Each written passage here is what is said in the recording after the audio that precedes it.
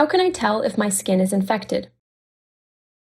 One of the core principles to remember is that if you have an infection, it usually means that a virus or bacteria is invasive, and usually that comes with a sudden worsening of your condition.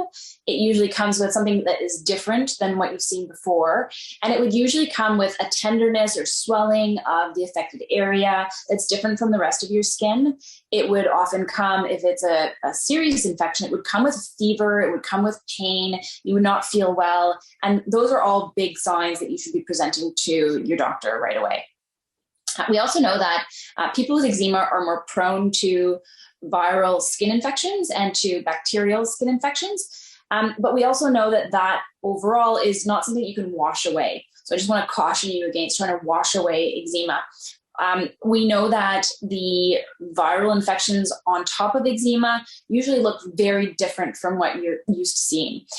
When it comes to the bacterial surface of our skin, we know that we on our skin have an ecosystem, and that our ecosystem is full of good flora, and that flora is really a part of our ecology, so that our good bacteria and our good yeast normally protect us. In eczema, it's almost like we have an invasive species there, where we have an overabundance and overgrowth of one particular type of bacteria called Staphylococcus aureus, and that even in normal eczema, it's there, and that it is something that we're dealing with if we have this condition.